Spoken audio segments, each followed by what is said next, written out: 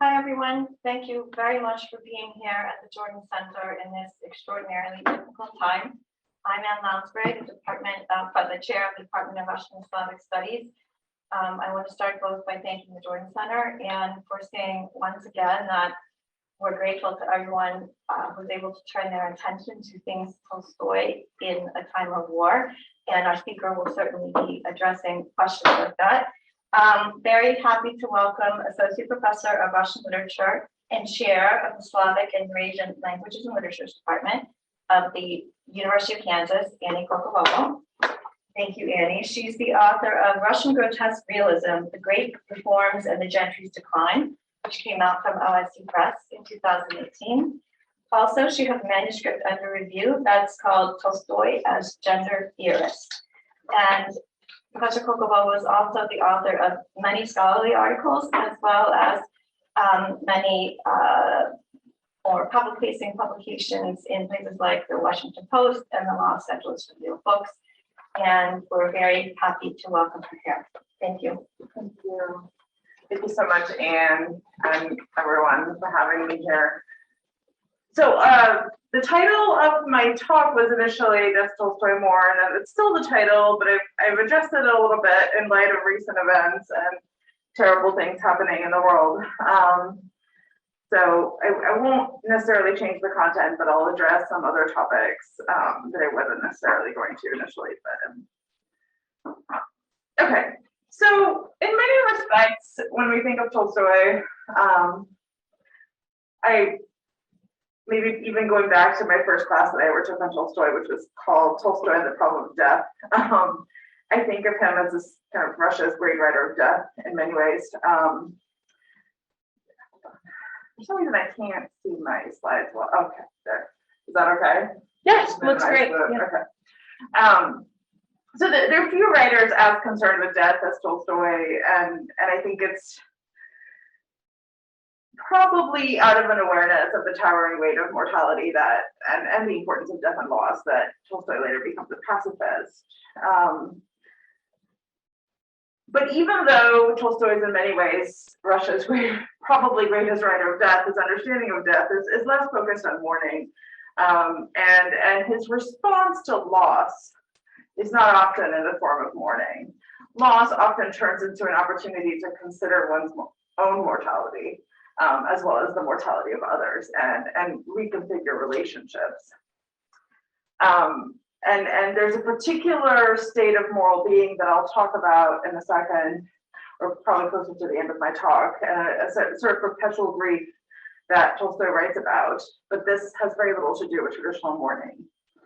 And well, that's just there, but I'll start with elements of mourning, and I'll start with war, where we do see some mourning in Tolstoy's in the early works. And, you know, obviously how he would respond to war and how he would respond to the unprovoked attack on Ukraine would be to shout out of the rooftops and organize. You know, part of that is that, you know, Tolstoy is both sort of this great writer of war, but at the same time is also Russia's better known pacifist writer. And he would mourn what is happening today. And I think one place where we can kind of see that is precisely the place where we see Tolstoy, the great writer of war, and this War and Peace, and you see Tolstoy's depiction of the Russian military there. And this is a book that's read by Russians during major conflicts. But you can kind of see that the morale in this book is very much psychologically motivated. You see successful battles as defensive ones, in which soldiers understand why they're fighting, and what they're fighting to protect, and it's usually their home. And they know that it's something worth dying for, which isn't always the case, and certainly not always the case in the novel. And the Battle of Borodino is one in which we see that very clearly. And certainly it's contrasted to kind of the war games we see in other battles. This is also, I think War and Peace is also a place where we really see kind of mourning really in a pronounced way, and uniquely so. And specifically, we see the death of Petya, And in general, even when Rostov is going into the battlefield for the first time, you see this kind of harrowing experience of a young Russian soldier, someone's child, someone who's been nurtured and cherished, coming into direct confrontation with the instruments of death and destruction on the battlefield. And these soldiers disappear into the crowd, but part of the structure of the novel is that we've gotten to know them often in peacetime and in the context of the battlefield, because we know them, because they're familiar. We encounter their being in danger very differently, which causes us to question the quote unquote war games that Andrei Bolkonsky talks about. Probably, I think the place where we see the most direct instance of mourning in Tolstoy is the death of young Petya Rostov, and that's towards the end of War and Peace. And Tolstoy tends to be fairly philosophical about death in this novel as well. A lot of the casualties are sort of embedded within the larger philosophy of history, and warfare, and the sort of broader philosophy of warfare and war games and real war. But toward the end of the novel, we see the loss of young Petya, who's a mere boy, and there's no good reason for it. We've gotten to know him. We know how cherished he is, and that feels deeply significant. That feels like a real casualty. And it also takes place as the war's ending, so it feels deeply senseless at the same time and careless. But that, I think, is a really pronounced instance of mourning. And then, in the early works, childhood, boyhood, and youth is another example. Tolstoy's, I think in many respects, his own personal experience of death begins with his own sense of loss. It begins with mourning. It begins with the loss of the mother. In many ways, this entire trilogy is about, or at least the first part of it, is about recreating the memories that were never there, recreating her image. And you can kind of feel how much of a struggle that is for him. There's discussion of memory in the novella, where Tolstoy talks about kind of the fragmented image of the mother. And the scenes that are recreated between that capture the connection between mother and child, which he understood as incredibly significant, probably deeper than all other bonds.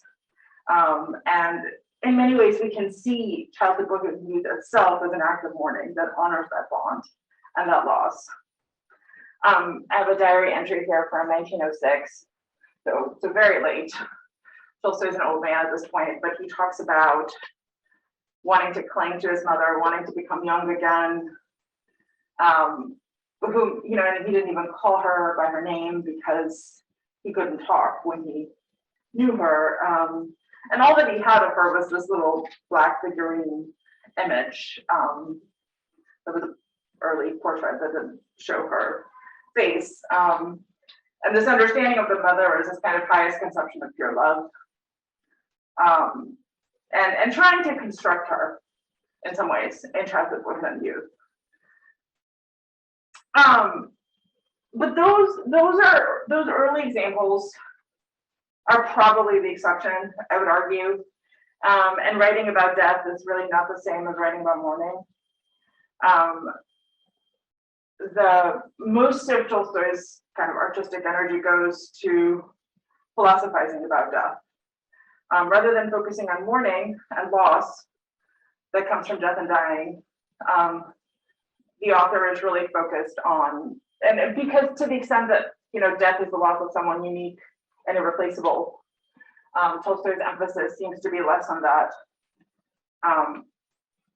He's more interested in sort of personal fears, personal considerations of personal mortality, not sadness and acceptance, but rather death as a problem to be solved. And it's less about the loss of the other and grieving the loss of the other, and more about what it means that we can all die, right? This kind of, it's always broader, it's more impersonal, it's more philosophical. And part of it is also that the goal of Tolstoy's moral project seems to be find a way to be okay with death so that it doesn't matter, so that it's not an ending, and there's no need for mourning altogether. So a little bit about death and Tolstoy's conversion. Obviously, the conversion was prompted by mortality. And you see Tolstoy reorienting his entire worldview and turning to faith as the only way to sort of construct meaning that would not be eviscerated by mortality. And almost always that meaning ends up being larger than individual life, and it comes in the form of a sort of collective spirituality, this broader Tolstoyan spirituality that transcends death. As the very thing that Tolstoy feared, death becomes a kind of point of orientation in his later works, something that enables authentic and spiritual living. It's completely normal and expected that his first post-conversion work then is The Death of Ivana Leach, which is basically focused on death, and brings to light many of the author's new ideas by zeroing in on Ivan's reckoning with his death. And again, questions of moral living and spirituality, the very questions that Ivan has been avoiding his entire life under the sort of bureaucratic morass of the Russian legal system and his miserable marriage, suddenly come to the fore, and he can't avoid them, and he's confronting them. I want to talk a little bit about Heidegger, because strangely enough, Tolstoy's Ivana Leach is the only work of fiction that's talked about and Being in Time. Tolstoy's, Walter Kaufmann has actually talked about how Heidegger's ideas about death were influenced by Tolstoy, which is interesting. I don't know that I have sufficient Heidegger expertise to argue one way or another on this, but Kaufmann says that Heidegger on death is for the most part an unacknowledged commentary on the death of Ivana Leach. Maybe, maybe not. It would require one reading Being in Time very carefully to make that determination. Here, and part of this is that there is a little footnote in Being in Time, in which Heidegger says, Tolstoy in his story, The Death of Ivana Leach, has portrayed the phenomenon of the disruption and collapse of this one dies. And that's all he really says. But what he means by this is that for Tolstoy, death is not abstract process that we believe may or may not happen to us. Heidegger himself argues that only by accepting that our time on earth is finite, what he calls being toward death, can we live authentically. And his argument is that Tolstoy is very focused on this being toward death, this deep awareness of one's own mortality. I want to kind of bring a counterpoint here. And this is all very self-focused. This is all very one's own, focused on one's own mortality. I think of Levinas as an interesting counterpoint to all of this because he's very focused on the other, the death of the other as other. And instead in Tolstoy we see death of the self as self. And then at some point an overcoming of the self, which I'll get to in a moment, but it's not about the death of a special individual other that is different from oneself and would be lost. And this is just, Levinas talks about the face of the other, the alterity of the other, and encountering that face, that otherness, is part of his whole foundation of ethics. Because again, it's about the other as other. For Tolstoy, however, death is really individual and it's very lonely and it's very isolating. Heidegger talks about death as something that is fundamentally non-relational, that is not about others, personal, self-oriented. And I would argue that this is something we see in Tolstoy, despite his kind of profound communitarian, community-based focus, collective focus. The idea is that death can't really be experienced through the deaths of others, that it's about sort of fearing for one's own mortality, that it's very self-focused. So in The Death of Ivana Leach, from the very beginning, we see this isolation. We see this kind of deeply isolated position of death, being on one's deathbed as something that is just something you have to reckon with on your own. Ivan is sort of inhabiting a very different world from everyone around him, from his family. And they don't really seem terribly interested in what's happening with him. They're living their lives. They're engaging in their, future project. His wife, his daughter's getting engaged. His wife is concerned about, even after his death, is concerned about the pension. So they have their own sort of life concerns, and Ivan is inhabiting this different world. And it also mirrors what we see earlier with Andrei Bolkonsky and his perpetual being on his deathbed. But again, it's also deeply, deeply isolating. Eventually, what Ivan manages to accomplish is to see his own death as a release of sorts, and a release from individuality, a release from his body, which is deeply painful. You can kind of see that anguish too in the death of Nikolai and Anna Karenina, with sort of anguish, pain, bodily, physical pain, torture, and then at some point death as a release into spirituality. So a lot of it feels like it's about overcoming the individual shell, the individual self, which is very founded on the body and dependent on it. Which again, this also relates to why one perhaps should not mourn the loss of individuals, because it's just their physical sort of form, whereas the broader spiritual entity that we all share, that's something that Tolstoy thinks lives on, and this is part of his quote unquote solution to death.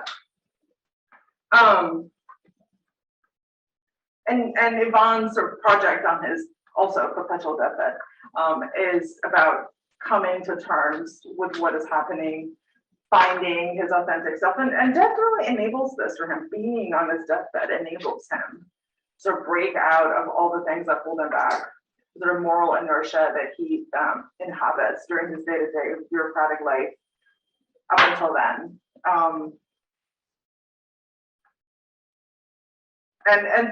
But all of this thinking about death is very much self-focused, is very much about his own mortality. Anyway, I talked a little bit about the loneliness of death. I will also say, as a side note, something about the privilege in death. The loneliness and autonomy that Ivan experiences and that Andrei experiences to some extent too, has to do with their gentry status too, in part. There's a servant there taking care of Ivan, making sure that in his protracted death journey, he's carefully attended to. When we go back to the earlier short story, Pre-Death, where you see the peasant and the tree and the noblewoman, each die in very different depths. It's hard not to wonder whether the peasant, who is implicitly praised for a wonderful acceptance of mortality, really has any agency at all in their death, right? It's a little bit like Platon Karateyev and his death. These things just kind of happen, and these individuals don't really have they have very minimal attachment to their realities. They have very little in the way of property. They have very little in the way of status. They just die. And these quiet deaths don't, even though there's an understanding that they are really positive, and this is the best way to die, according to Tolstoy, they're very silent and very mute. Whereas the nobleman deaths are much more protracted and narrativized in a way that we don't see happening with the peasants. So in the late Tolstoy, we see death throughout it. I mean, it really kind of punctuates a lot of works. I want to talk a little bit about some stuff in his diaries and things happening in his life around this time, probably like mid to late 90s. As I mentioned before, the problem with mourning is that it's too individual. And we have an instance of Tolstoy experiencing actual loss in his own life. And it's interesting to see his reaction. It's also interesting to contrast his reaction to the reaction of Sofia and Devna. So on March 12 of 1895, 2 weeks after their youngest son, Juan, dies of scarlet fever at the age of 7, Tolstoy writes, "One is to live as though one's favorite child is dying in a room nearby. He is always dying, and I am always dying." So obviously, this is a moment of deep personal loss, where Tolstoy is mourning the loss of his young child. And he doesn't, and it is very sad, and he's upset. But his reaction is fundamentally different from that of Tolstoy and Death, who has experienced the same loss. And Tolstoy does say that this loss was even more profound for him than the loss of his brother Nikolai, whose death in the 70s had sort of provoked his conversion. But at the same time, even as he's exploring the impact of the death, he's not exclusively emotional or even exclusively negative. He is, or even, mourning is not at the forefront, at least of what he writes, right? So in his same diary entry, he explains that this was a merciful event, and this was a manifestation of God removing the lines of life and inching me closer to him. So again, the understanding of the death is almost entirely devoid of mourning.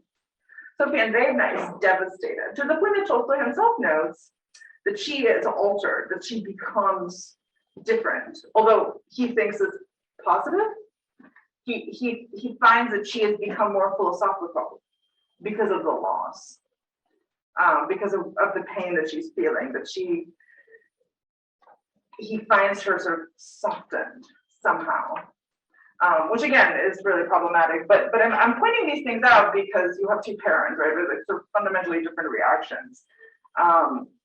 Whereas Tolstoy is at once sort of very individual in understanding death, but also just completely devoid of intimacy and individual attachment.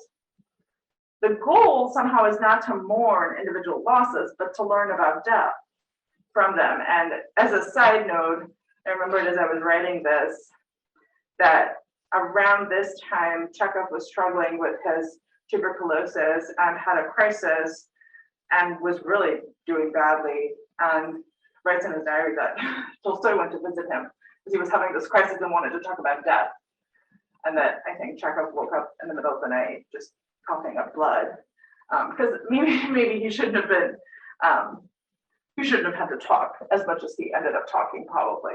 But this idea that these moments are sort of breach, that they help us understand death, and that's that curiosity, that sort of that philosophical inclination is what seems to be the more immediate impulse, rather than the grief of that individual, that specific individual.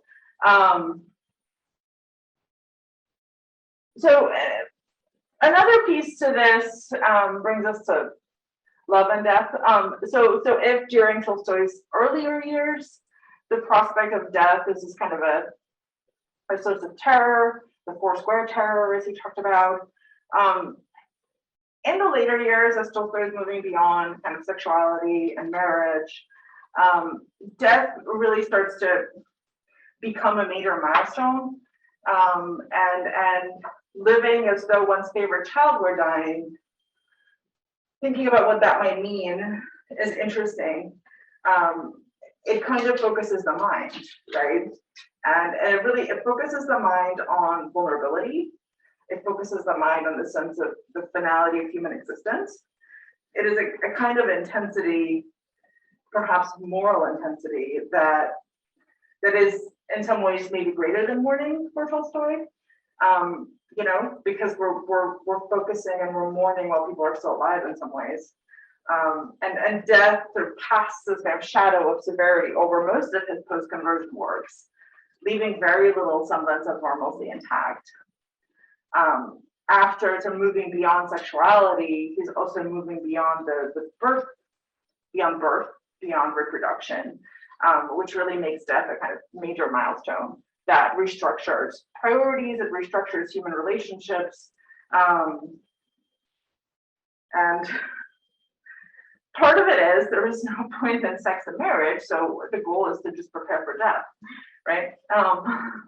And I say that, but I'm really not being hyperbolic, I don't think. So rather than focusing on mourning, characters are internalizing death's significance in a way that pushes them away from sexuality in part. So even in the earlier childhood, boyhood, and youth, the mother's body and her corpse help the narrator reorient away from desire, right? The dead body is much more striking than the attractive body. And when seen against the background of the mother's corpse, the eroticized body loses its significance. And again, it just in general, it seems really trivial to focus, right, on desire when death is imminent or may have already happened. If you remember, there's a scene in Ani Kokobobo where Levin is abroad and he runs. I'm trying to think who he runs into. But he's abroad and he's just thinking about death. And someone asked him a question and he's just like, I don't have time for this. I'm thinking about death. And it's, again, it's a kind of orientation, being toward death. Rather than creating new people, rather than focusing on birth and reproduction, Tolstoy's later writings push the reader to concentrate on caring for and loving for those already living individuals, including children, whose existence may be far from ideal. And I want to give a couple of examples. We have Alyosha the Pot, which I really like and I always want to write about, so I'll try to talk about here. But the protagonist is trying to get married and is not allowed to do so. And this seems like the wiser decision eventually because he dies, right? And what's the point of marriage when death is on the horizon? Similarly, in After the Ball, the protagonist gets over his courtly love for a young woman because he sees her father engaging in brutal violence. And at the face of such death, could love really matter, right? And this is, again, part of this protracted grief, part of this thinking about death on a day-to-day basis, rather than having one's thinking and focus on death be only around the individual losses. So death brings isolation and distancing from traditional familial ties, but it produces new ties that are perhaps deeper than those forged by intercourse. Instead of, and what is the conversion of this one? Move on. But I want to give an example here specifically about Master and Man, where the protagonist Vasily learns to kind of move beyond his family's interests eventually when he has this kind of moral and spiritual epiphany, and sacrifices himself for another person. And again, this is spiritual and moral obligation because, and it's also because he realizes that it's not about individual life, right? He feels like he'll live in this other man. He will continue on. So it's not about one's individual body, one's individual life. It's about this collective existence. And if we see the kind of loss of a mother as something that really precipitates a lot of Tolstoy's writing, it certainly is the point of origin and childhood. His religious philosophy becomes a way to sort of reconceptualize human life in a way that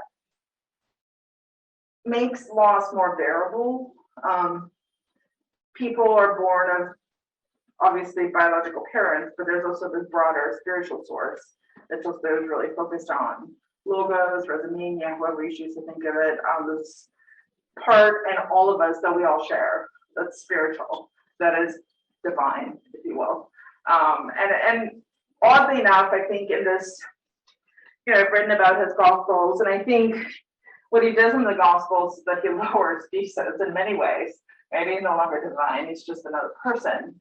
But part of that lowering comes with sort of elevation of the rest of us, as sharing in part of that, to the extent that Jesus was divine, we all are. And it also, I often think of Tolstoy as Tolstoy the orphan, and I think of his spiritual religion project as creating a kind of parental God figure that is there, that is immortal, that is somehow present within oneself, and that one never has to mourn.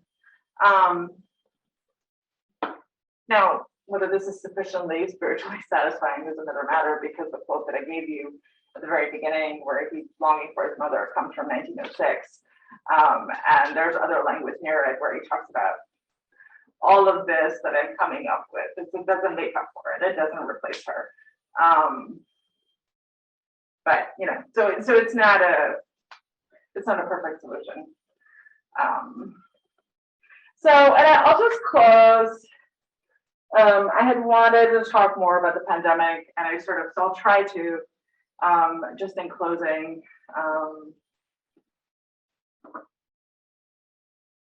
this is before the war, and I ended up talking more about the war, so now this will be my closing statement. But during the pandemic, there were all these people reading Tolstoy, reading War and Peace together, and it was hashtag as Tolstoy together. I'll show you this. These are kind of, and then there was a book that came out that's called Tolstoy Together. And it just seemed like it seemed like a strange choice in some ways. Like on the one hand, yes, because War and Peace is such a long book that when we had nothing much to do, it seemed appropriate to sit there and read War and Peace for the entirety of the lockdown. At the same time, I kept questioning whether Tolstoy really was precisely the writer for the pandemic, because I and many others that I knew around me felt a profound sense of hopelessness around the pandemic. And I can never really identify this with Tolstoy, because he's always troubleshooting. I mean, he's troubleshooting death. Part of what I've been trying to argue is that he's troubleshooting death. He's solving death. He's not interested in mourning. He's interested in solutions to death, which is appealing in some ways. But it didn't, you know, at a time when there was so much loss and so much mortality, a lot of it happening, I think, in anonymous ways, or happening in a way that wasn't properly, people weren't properly memorialized, they weren't properly mourned. It seemed like a strange choice. Tolstoy seemed like a strange choice, or maybe also appropriate, right? Because a lot of the death in War and Peace is very anonymous. It seems to be happening. So people are melting away, they're not really sort of dying, they're not getting they're not properly mourned in War and Peace. But at the same time, part of what I think also made Tolstoy really appropriate for the pandemic was that this is kind of constant emphasis on the fear of death, and constant awareness of vulnerability. And this was something that felt really pervasive during the pandemic, this constant sense of fear and terror. It could be anywhere, you know, you could be sitting here, you could be opening the door and your COVID is right there. At any moment, it could be happening. And I think that sort of intensity, that awareness, that sense of seriousness that one could feel just going to the grocery store as though that was taking a risk, that felt Tolstoy and that sense of terror. And he may not, you know, he may not always account for the losses, but he's always very focused on the fear of death and the sense of vulnerability. So I will end there. Okay, thank you very much, Annie, for that fascinating talk. And I think I will just open the floor to questions. I also had a question myself. Maybe Okay. I'll open with that. And Sure. And I was going to ask you to talk a little bit more. You did a little bit already, but a little bit more between the ideas that you were discussing today and your ongoing work on Tolstoy and gender. Tolstoy as queer theorist. How does that connect with your thinking about Tolstoy and death? Yeah, I mean, I think that's a really interesting question. I think also a lot of my thinking today is completely derailed because of war and thinking about Tolstoy and war too. But I think in the context of gender and relationships, I think again, mortality becomes a way it restructures relationships, right? If mortality awakens you to kind of different moral life, then it's less about your desire. It's less about, I think it functions to displace desire. It functions to make desire secondary, right? Because your focus is more primary. It's about surviving. It's not about desire. Desire seems trivial compared to sort of the need to survive. Right. And I think, and again, I just get the sense reading the late Tolstoy, sometimes it feels like, well, it's coming. It's like right here.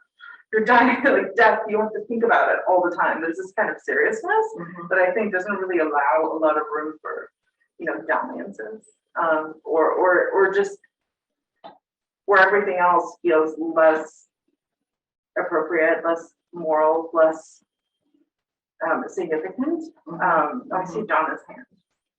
So thank you, Ani, for this very relevant topic. And I just want to point out that the war is very much is no different from COVID. Yeah. Right. It's just another slap in the face. But I just want to make 2 points. One, I have a question and I want to make a point. My point is, I don't think for Tolstoy, the issue is survival. I think for Tolstoy, the issue is we can't survive. So the issue is cannot. We cannot survive. Right. The issue that what we're talking about here is authenticity. And the lack of authenticity in the modern world, because we think we can get around death and we can't. And that's what inspired with Wittgenstein and Heidegger in Tolstoy, that he wants to make that point that sorry, you are going to die no matter what. So with that in mind, it doesn't make us realize we have to survive. It makes us realize we can't survive. And so the authenticity of Alyosha Gershok is that he lives a life that incorporates that reality. That we as the middle class people, as the modern people, do not. I mean, it's sort of interesting because so is the pre-modern way of looking at life more authentic, truer, because the way Alyosha does. But I want to point out something to you just to get your take on it. In Master and Man, I never tire of making this point that when the master lies upon the man, it is explicitly sexual. Yes. Yes, and that's very important. Yeah. What? You've told me this before. No, I know. You're right. But that's very important because there isn't simply a divide between sexuality and mortality, right? I mean that this is a very Platonic element of Tolstoy's thought, very much influenced by the fact that he read the Symposium, and that if you do become one with the other, as it were, that there's that high level of sexuality as the body's merging, but also the soul's merging, which is what happens in Master and Man. So he doesn't provide solutions, but he's trying to accept mortality. And that's the hardest thing, in his opinion, about life, that we can't do it. First, he mourns the death of his mother and the influence of death on everything in life. And then he begins to try to interpret life as somehow incorporating death. Yeah. I really like the way that you're phrasing that, as incorporating death. And I took a couple of notes and can be a little more coherent, but I think you're absolutely right that we can't survive. But I think to the extent that there's like the animal identity in us does want to survive, right? But I think part of the goal, and I think part of why it's so easy for Alyosha, or maybe easy for Platoon Karatayev in some ways, that they're less entangled in this sort of day-to-day life, right? They're less focused on property, they're less focused on social status, they're less focused on these kind of external things that that they can then just give them up, right? Their identity is more, it's less encumbered on this day-to-day realities. And I think it's, I think it is partly about giving up those very individual, selfish entanglements. Whereas I think for more complicated characters, like for the gentry characters, right? They have to be more intentional and kind of removing those ties. And I love the point about the homoeroticism of master and man. I think it's interesting. I think he is looking in some ways to replace sexuality with some kind of spiritual intimacy. That is still intimate, right? But that I don't think, because he's trying to also say no more sex, but there is something else that is better, perhaps. I don't know. But it's a great moment, isn't it, Ani? Because Tolstoy is not a philosopher; he's a writer, and so he can do this. He doesn't have to. Yeah. He doesn't have to prove. He can just throw everything in that exists. Because the problem is, and you've been bringing out the problem in your talk. The problem is what do we do when we actually understand that we are simply mortal? Nothing. There's nothing to do. Except right? Right. Yeah. And then but our whole life consists of trying to ignore that fact, to get around it, to somehow increase our power, so that hence how much land does one man need? That's the point that Tolstoy wants to make in that story. But and then having children, he tries to convince himself that he didn't really, that wasn't an answer either, and he tries not to grieve for Vanichka, where he's grieving terribly. What about the death of his daughter, Anna, Maria? That's a huge. But he can't even talk about it. So on the one hand, he makes the point that life is death, but then what's there to talk about as an artist? I know. And but I don't know. I still don't fully understand why he doesn't mourn. I mean, I've been trying to say that he's really uncomfortable with mourning. But why specifically, right? Why doesn't mourning fit his death project? Maybe because it's too much about the loss of that one individual. Thank you very much for your talk. And I have 2 questions and a remark. You said that Tolstoy is a master of death, more or less.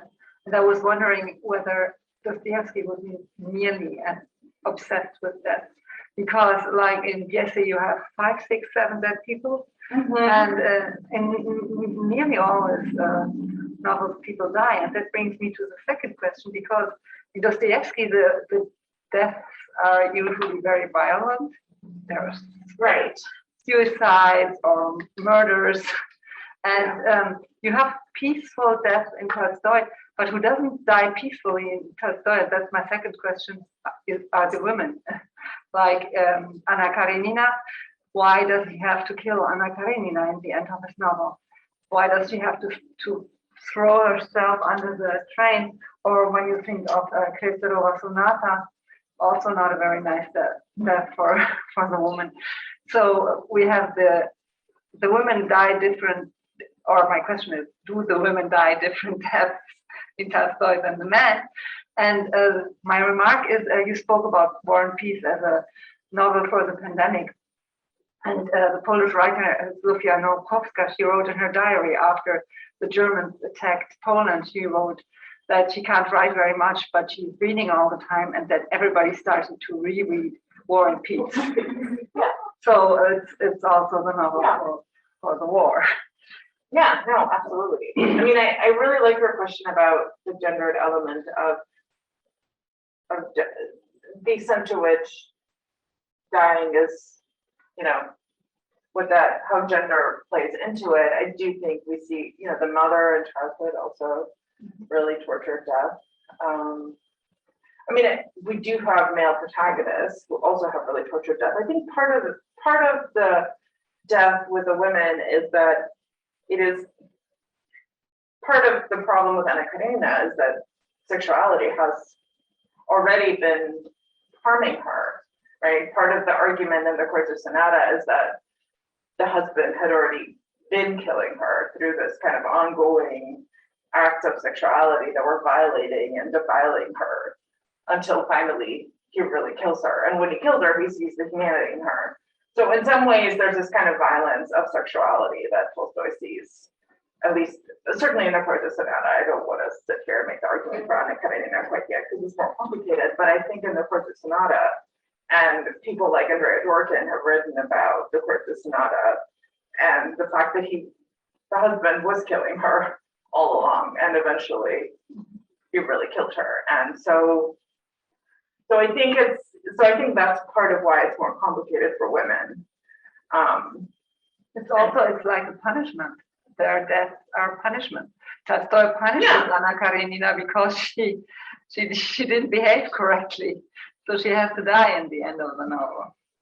Right, and I don't know if it's Tolstoy's punishment or if it's Tolstoy. I think for me, it's Tolstoy's understanding of gender relations and the fact that heterosexuality is ultimately systemically unfair, and that this woman is being punished and hurt in the course of her sexual relationship, and there's just no way around it. And her dying is just feels like the natural course of events at that point, because it's already happened, right? You've got the sex scene is described as a murder. And then Vronsky has to kill himself too in some way, indirectly, because he's sort of complicit on all of this. But I do think that women are more directly victimized, and I think part of him disavowing sex has to do with his pacifism too, because again, it's a form of violating others. And again, why, let's not mourn, or else we have to mourn. Maybe part of it is that we have to mourn every day, that we have to mourn the violence we're doing to each other every day. How we're harming each other every day. And so maybe there's what is there to mourn by the time, by the time these women die, by the time the woman in the courts of Sonata dies, she's already gone. I mean, that's part of the argument that I've seen made, and that's, I sort of tend to agree that by the time that he, goes to kill her, there's already so much of her is lost. Thank you very much, Ani, for this wonderful talk. You gave me so much to think about. As did the discussion that followed, also stimulated all kinds of thoughts and ideas. I have just a teensy little comment and then a question about the mourning. And traditionally in cultures, women are almost assigned. It's a gender thing where women are assigned the role of being the mourners rather than the men. And I don't think that answers this much more important question, but I think it might feed into it.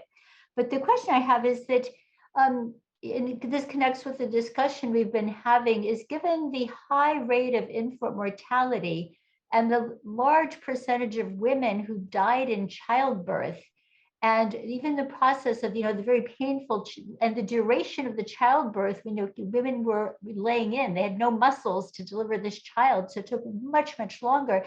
But that whole duration of that long protracted childbirthing is almost comparable to waiting for death. I mean, mutatis mutandis, I'm not saying it's like the death of Ivan Illich, but that protracted pain and coming out of the sack and everything. So it seems like life and death come. And I wondered, I don't want to put, and this might be pushing it too far, but it crossed my mind, especially with Tolstoy, who fathered so very many children, is that need to punish the woman or pull away from sexuality, just some deeply underlying, I'm going on a limb here, underlying guilt. Ani Karenina could have died in childbirth. That would have been natural. That would have ended her sexuality. But he wants to, like others have said, he wants to take her out and punish her. But I can't help but think that there is a link between the protracted birth giving and death, and the fact that life and death really touch one another at the place where women give birth. So that must affect how he genders life, death, and life. But I haven't had a chance to think about it. But I was excited by this discussion in your paper that stimulated that. Yeah, I think that's really interesting. I mean, I definitely, the comment that you made about women being the ones who do the mourning, right? If you remember when Levin's brother is dying, it's Kitty who handles it, right? Kitty is the one who takes care of what needs to be handled, and she's the one who sort of responds appropriately emotionally, and Levin is just, I think there's a moment where Levin says, well, I was philosophical about death, and she can kind of do the emotional stuff. So there is this sort of segregation of the different roles that come to the fore when death occurs. But I really like your point about infant mortality and birth and the risks, obviously, and he does kind of intersect them, right? Levin's brother dies, and then the baby is born. They come together, and there are these milestones. But he's not really interested in birth in his later years. He's really uncomfortable with it. So at that point, it's just, well, all we have now is death, which becomes, grim. And although in Master and Man, the master's wife is pregnant, but and then the master's really proud, and he's really proud of the fact that his family's growing. But then, at some point, he's more focused on sort of trying to save Nikita. Just want to say that I'm not changing the subject. I'm just pointing towards something else, which is the war issue. Yeah, let's talk about the war. First of all, there's an erotic element to war that interests Tolstoy very much. It appears in War and Peace because, again, that's a place where people really do sacrifice themselves for others. And that war itself, in all its horror, becomes a place where people willingly die for something, right? And I think that's, and women as well as men, and we're seeing that in this war. We're seeing something that Putin didn't expect. We're seeing the Ukrainian willingness to die. We'll see how long it lasts, but it's a release from this individualism. It's a release from this problem of just being concerned with your own survival. And it is related to sexuality. One work that you're going to have to fold into this study of the late Tolstoy is Haji Murad. Yeah. Because there is a war story, which, as it were, returns to that ethos. It's as I said, he's not a philosopher. He doesn't want to leave things out. No, I think so. It's really interesting. I think, well, you know how I really like Haji Murad, and but the thing about Haji Murad that's so fascinating and disturbing at the same time is that obviously you have this pacifist Tolstoy, obsessively writing about this warrior. But I think part of why he's so interested in Haji Murad is precisely the fact that Haji Murad is not afraid to die. He's not afraid to die. Yes, that's right. Mm-hmm. That he is bravely confronting death.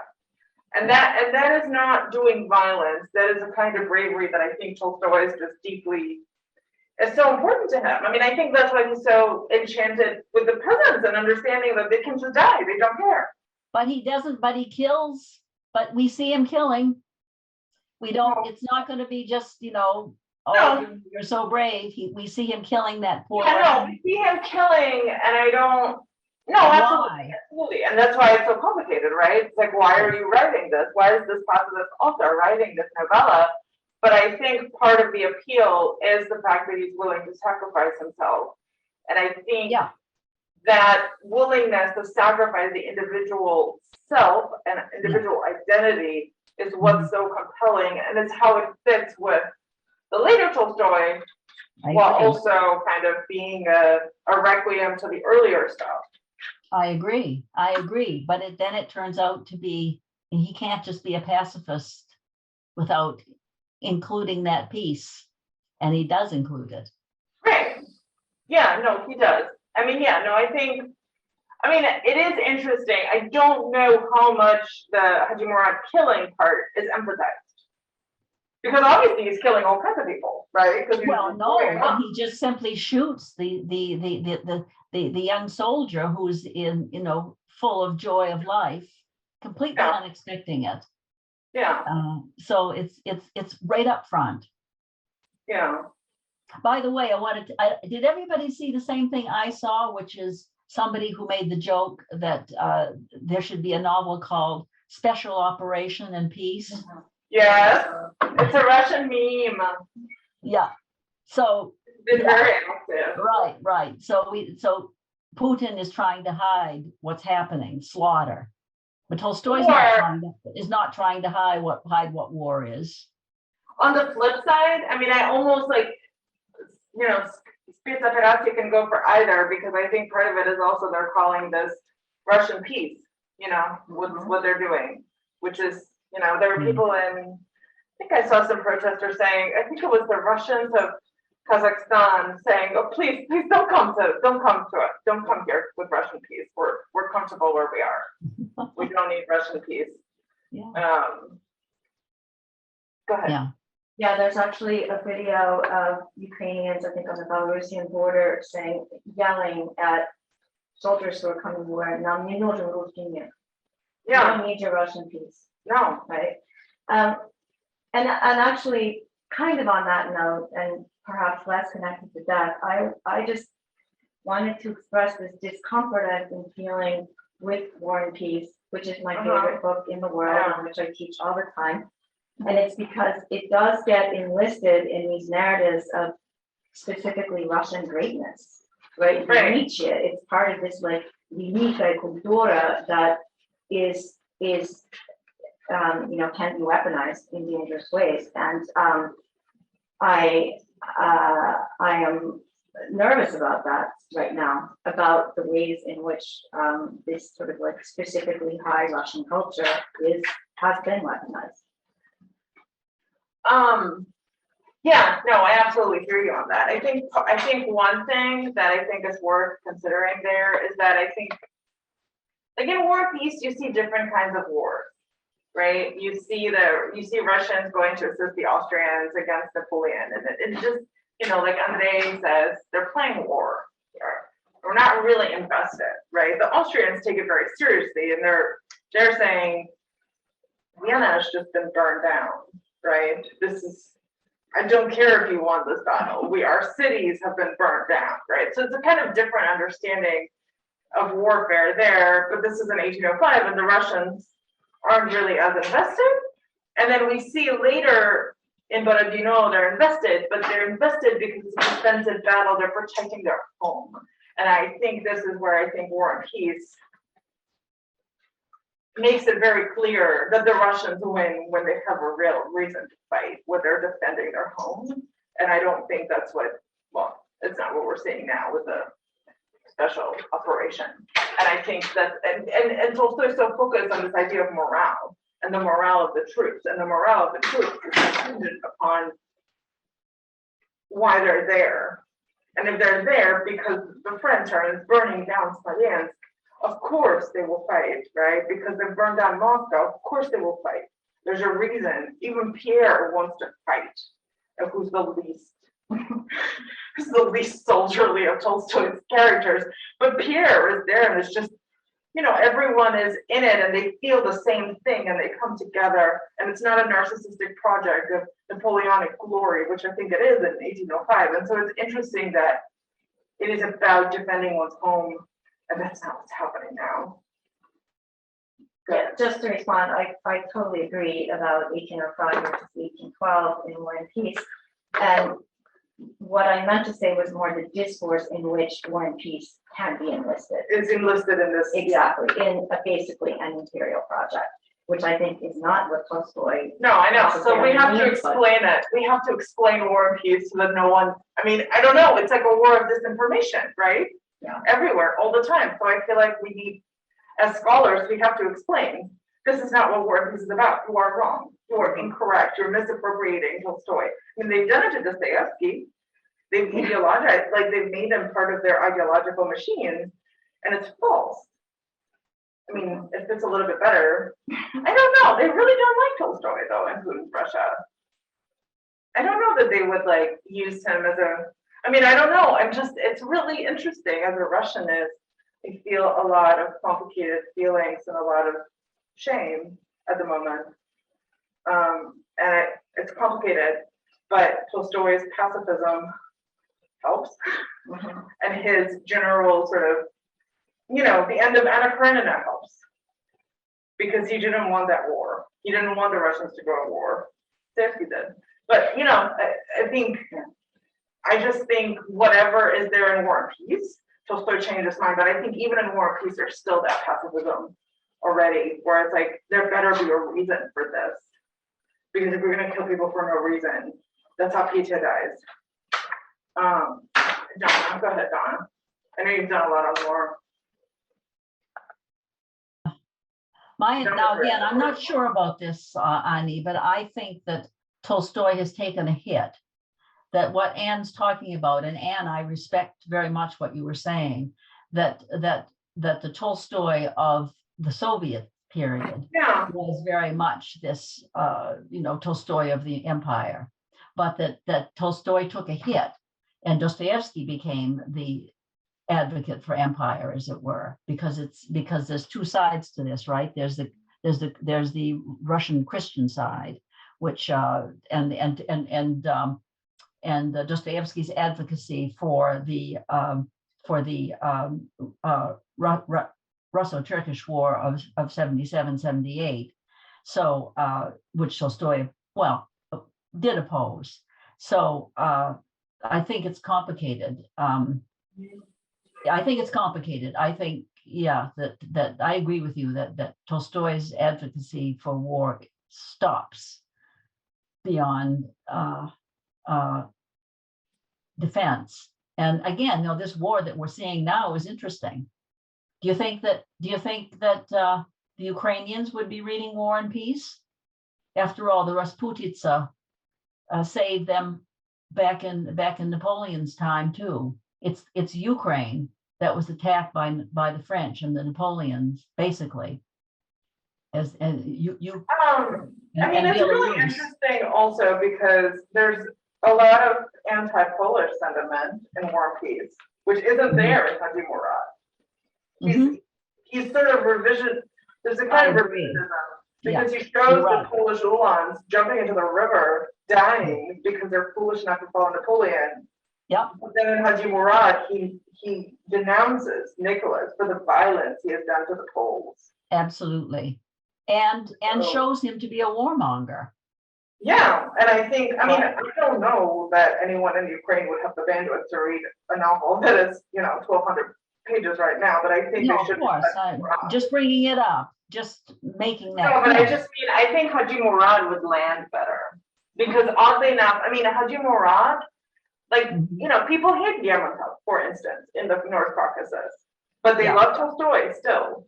People, Avaris and Chechens, they still like Tolstoy because he took the time, and Haji Murad specifically, he took the time to respect their culture and how it was different from his own.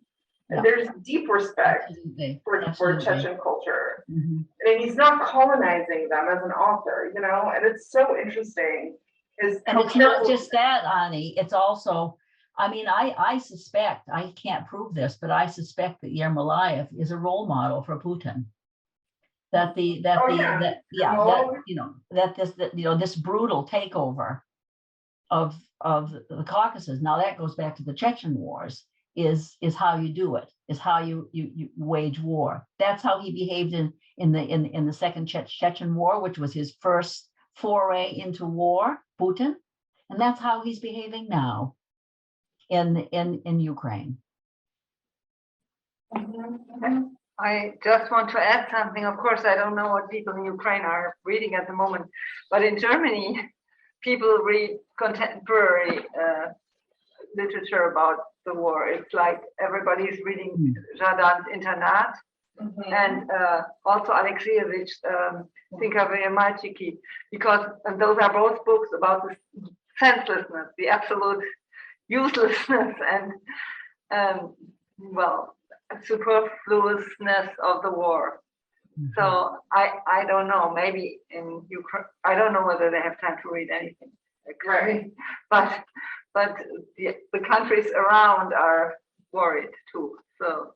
And But I reading think books to the about war. extent that we see Ukrainians saying, like we saw a tweet by Zelensky saying, we will never, and people from Kharkiv, right? We will never forgive Russia for this death. Right? We will never forgive. We will never forget. And you can kind of see, I mean, in Haji Murad, you see the Russians hated violently by the Chechens because they've done these horrible things. And I think Tolstoy's understanding that violent Russian imperial projects and violent Russian nationalism and imperialism breeds kind of violent nationalism among surrounded nationalities. Go ahead.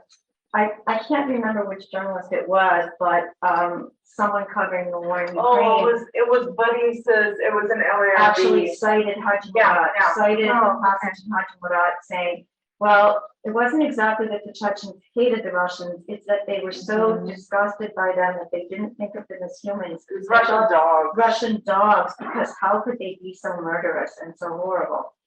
And someone actually cited that to talk about what's happening in Ukrainian public opinion. Haji Murad.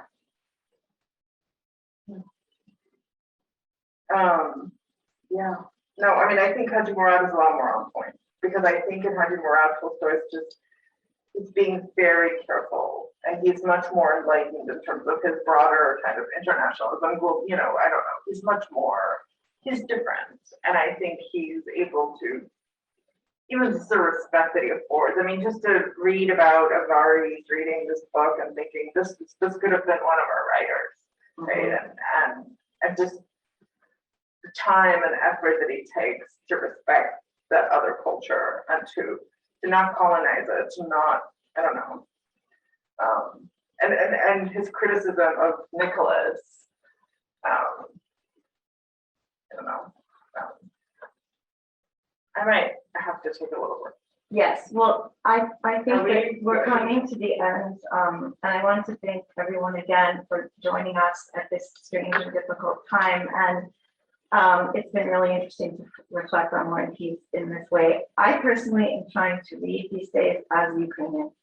I am trying to read from the point of view of Ukrainians. And part of what I've learned from Black Lives Matter actually in the last several years is to how difficult it is to change my subject position as a reader. Like what happens if I step over to this side and I read that book? And I'm trying to learn how to do that again in the last 2 weeks. So thank you, Annie, so much. Thank you, Donna. Thank you, everybody, for your questions. Really.